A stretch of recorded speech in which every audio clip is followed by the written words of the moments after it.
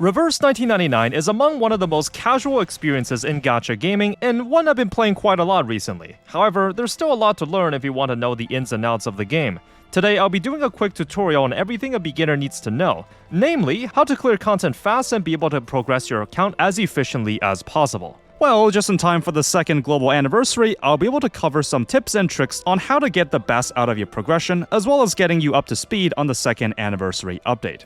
For a bit of disclosure, Reverse 1999 is actually the only gacha game I've been playing for the past couple months for my personal enjoyment. I've spent a decent amount of time in this game, so since I got no problems making educational content on a game I already enjoy, I was willing to take a sponsor. So thank you to BluePock for sponsoring today's guide video. Let's get started. First up, what is Reverse 1999? Well, the gist of its story revolves around a mysterious form of rain called the storm, where the droplets flow backwards into the air and everything caught up in it causes time to flow backwards to a previous era. The origin of the storm is unknown, and in case you're curious why the game's title is named as such, while unconfirmed, that's likely due to a significant event that happened during the same period, the Y2K problem. Due to the turmoils that triggered the storm, the in-game time was not able to turn past the millennium, hence why the game is called Reverse 1999.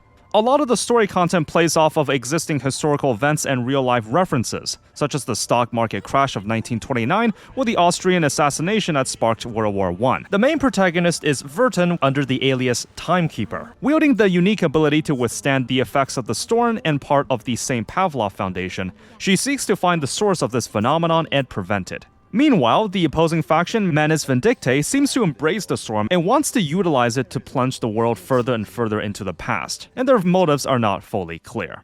The tone and general atmosphere of Reverse 1999 is focused on its lore and designs. This can mainly come from some strange but unique characters, references to pop culture, folklore, or famous fictional and non-fictional works. For example, Chapter 9 in the main story features a large prison complex that's shaped like the Panopticon based on the French philosopher Foucault's Crime and Punish. In this finale in the 2.0 series of the main stories, the polar explorer Nautika, with connections to the Sami culture of the Arctic Circle, will join Verton's crew in locating the latest Manus Vindictae rituals, after her own expedition ended with Nautika being stranded alone. On the other hand, the gameplay features turn-based combat. And I really wouldn't say it's the most difficult thing to learn in the world, but I like it precisely because it's quite casual. Aside from some late-game challenge modes, everything else is pretty easy to get into. A team will consist of 4 characters. Sometimes you'll have the 4th member as a backup when one of your ally dies, but some levels will have all 4 on field at once. Of course, the party lineup system can be flexible, such as in the most recent Assassin's Creed collab,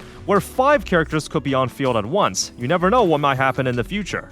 Each character only has 2 different cards called incantations with their effects, which have 3 levels of potency.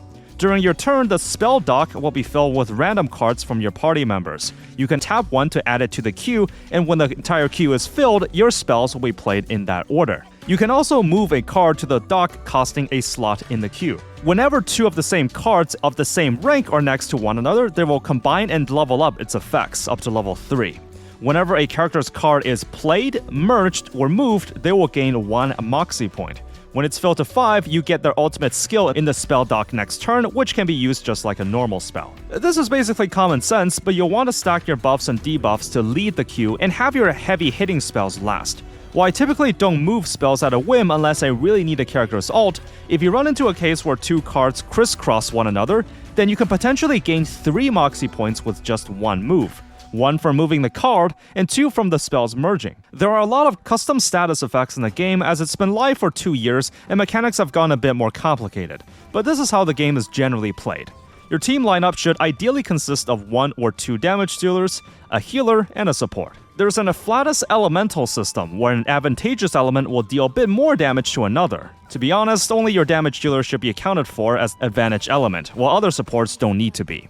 The increased damage is usually not that much, but in certain endgame modes, advantage damage will be amplified to incentivize you to run certain characters. Your primary goal as a beginner is to just clear the main story as far as you can go. I would say the story and atmosphere are the 2 biggest selling points of Reverse 1999, and the story content is not exactly challenging. Plus, a breezy mode exists to turn down the difficulty in later chapters, though I'd still recommend just clearing the normal mode if you can. A lot of the different modes are unlocked as you play, and once you unlock the Wilderness, basically a sandbox base building mode, you'll be able to upgrade your central hub and gain more passive generation of the common currencies. When it comes to upgrades, one thing I like about Reverse 1999 is that there's no RNG relic system. However, you can bet that fully maxing out upgrades will take some time.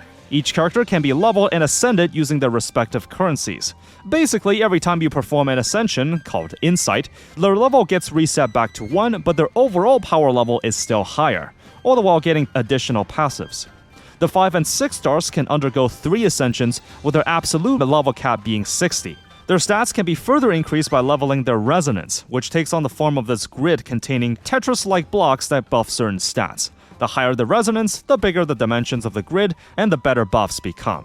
While you can create your own builds if you're strapped for time or only play casually, just letting the game decide the grid formation for you is good enough. Resonance can go up to level 15 with increasingly more expensive upgrades. Now, here's one of the major misconceptions that a new player might have with the game. Due to how resource-heavy the later levels get, you don't have to max out everyone's upgrades. A common stopping point decided by most players is Insight 3, level 30, Resonance level 10. The reason is twofold. First, the amount of currency needed to upgrade a character from level 30 to 60 is almost the same as leveling them all the way here from level 1. Second, since the game has cases of newer characters having power crept the older ones, the game has introduced the Euphoria system to bring the older characters back into relevancy. It's this tab located here for those that do have them. New Euphorias are added periodically with updates, but a requirement for a unit to unlock Euphoria at all is Insight 3 level 30 for 6 stars, which just happens to be the cutoff point I mentioned. Whenever you need a certain upgrade material, you can simply tap on the material you need, then the game will direct you to where you can farm it. If it contains higher rarity ones, then you can craft it using lesser materials. Once you beat a level once, you can just spend up to 4 times the amount of stamina to replay your successful attempt, and claim that many rewards.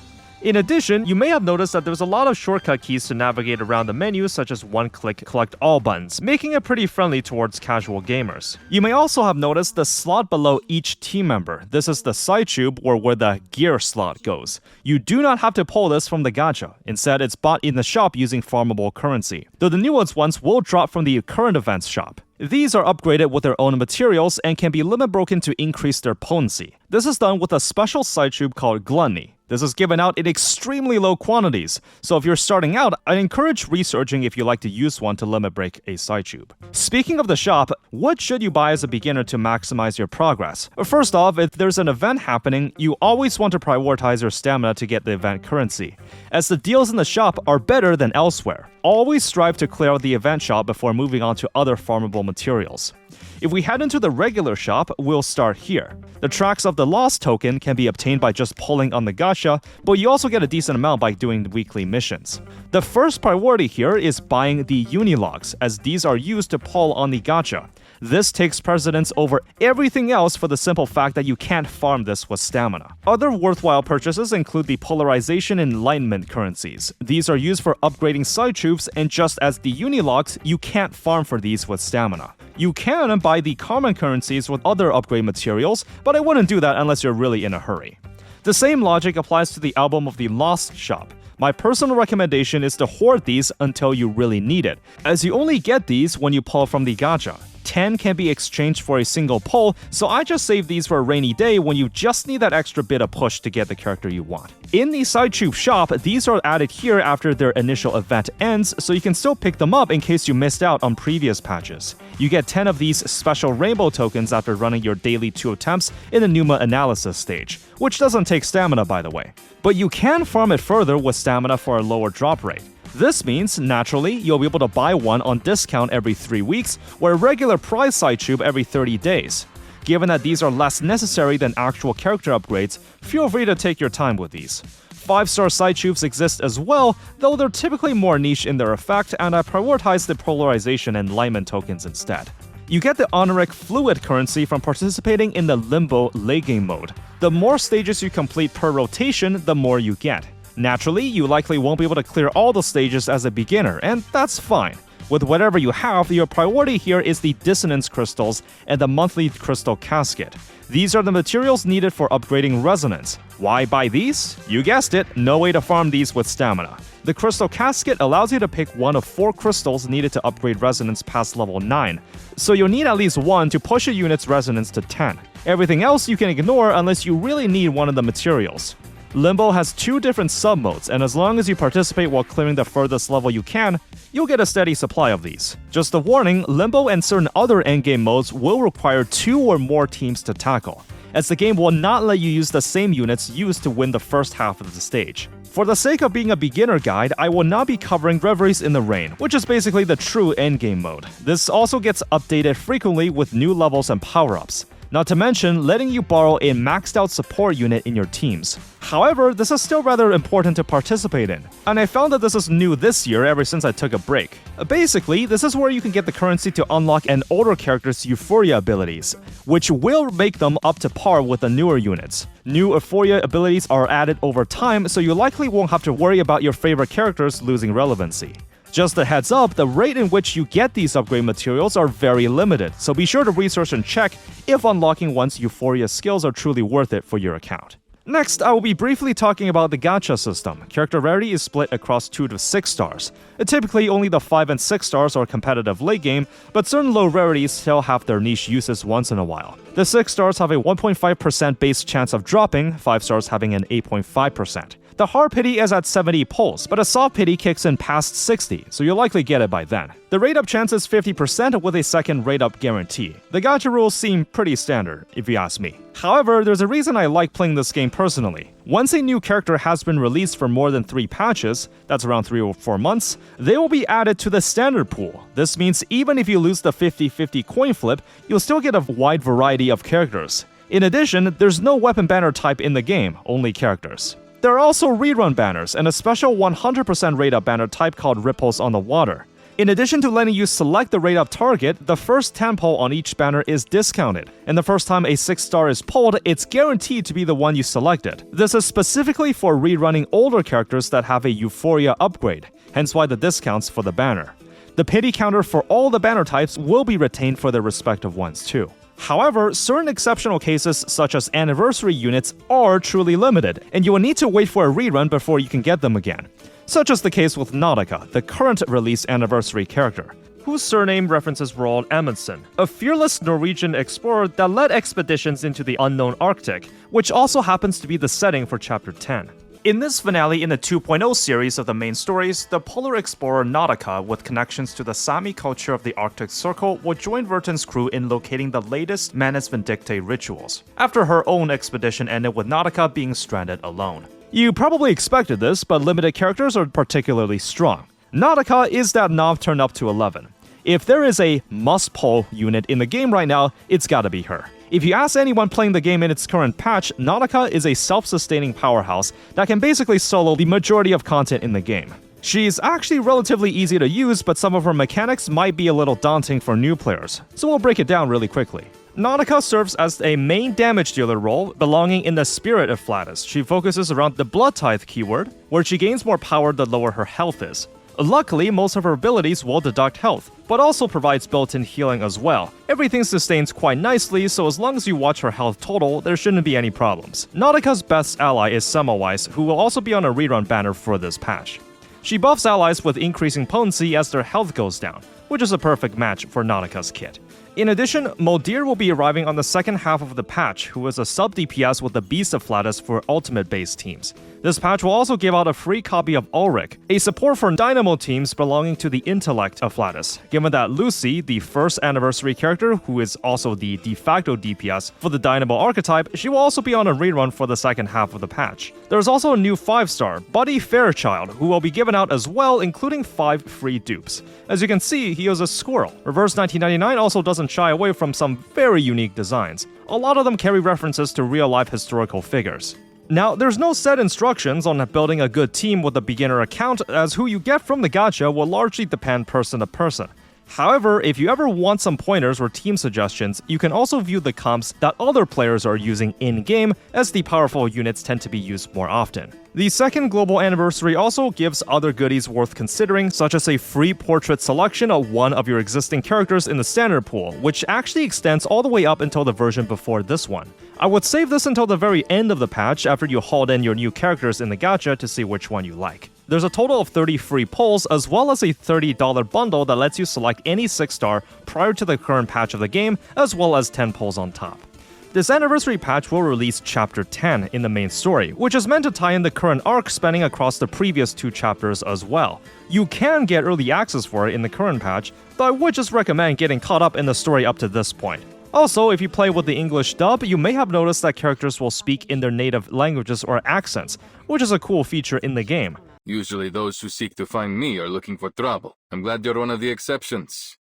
You often show up unexpectedly. Is this a recent trend among the house guests? Привет, Miss Virton. I'm arranging the travel notes from the last trip. Here's an even cooler detail though. If you downloaded the voiceovers of other languages, you can actually individually choose which dub you want to hear for each character. Whenever you clear the new story content, you will also gain the event currency. As stated before, as a beginner or long-term player, you generally want to prioritize clearing out the event shop. If you happen to pull Nautika, then her signature side tube can be bought directly in the same place. You probably noticed by now, but Reverse 1999 mainly draws you in with its artistic style and aesthetics. The second anniversary also drops some premium cosmetics. There's a one-time discount on the next skin you buy for this occasion. Some of these are even included in the paid version of the Battle Pass, which I have historically bought some of myself. Overall, Reverse 1999 is a casual experience with great art, atmosphere, and story. There's a reason I genuinely think it's one of the best gacha games you can play on the market right now, mainly due to its commitment to keeping all content permanent, as fear of missing out is one of the biggest aspects of a gacha game I can't stand. The sound quality, character designs, and overall progression feel stylized and fair. If you absolutely wanted to shake me for something to nitpick on, I'd say the English translation for the early couple chapters aren't the best, but it does get better later on.